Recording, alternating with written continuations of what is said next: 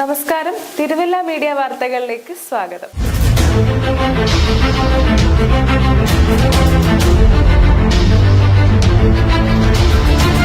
Thiruvalla sub ട്രഷറിക്ക് പുതിയ കെട്ടിടം ഉയരുമെന്ന പ്രതീക്ഷയ്ക്ക് വർഷങ്ങളുടെ പഴക്കമുണ്ട്.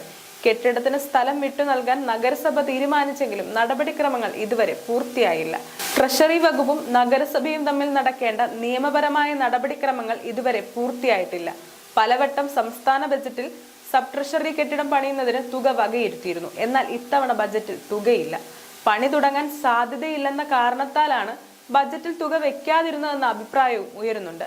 ട്രഷറിക്ക് സ്ഥലം കൊടുക്കാമെന്നും കൊടുക്കില്ലെന്നും ഇടവിട്ട് പറഞ്ഞ് പ്രമേയം പാസാക്കലാണ് മുനിസിപ്പാലിറ്റിയുടെ ഹോബി.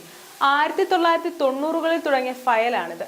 താലൂക്ക് ആശുപത്രിപ്പടിക്ക് സമീപം നഗരസഭയുടെ പഴയ ടൗൺ ഹാൾ ഇരുന്ന സ്ഥലമാണ് ട്രഷറിക്കായി മുനിസിപ്പൽ കൗൺസിൽ വിട്ടു നൽകാൻ തീരുമാനിച്ചത്. ഇവിടെ ഉണ്ടായിരുന്ന പഴയ ടൗൺ ഹാൾ കെട്ടിടം പൊളിച്ചു നീക്കുകയും ചെയ്തു. റവന്യൂ ടവർ പണിതപ്പോൾ അവിടേക്ക് ട്രഷറി മാറ്റാൻ ആദ്യം നീക്കമുണ്ടായിരുന്നു.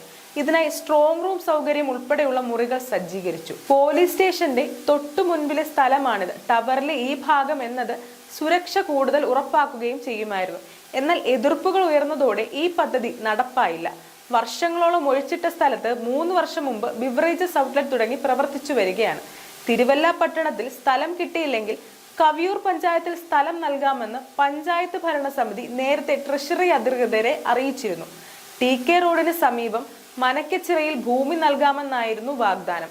എന്നാൽ കവിയൂർക്ക് പോകുമെന്നായപ്പോൾ തിരുവല്ല നഗരസഭ വീണ്ടും സാങ്കേതിക വാദങ്ങളുമായി ഇറങ്ങി. എന്നാൽ നാളിതുവരെ യാതൊരു നടപടിയും ഉണ്ടായിട്ടില്ല. News desk, Thiruvalla media.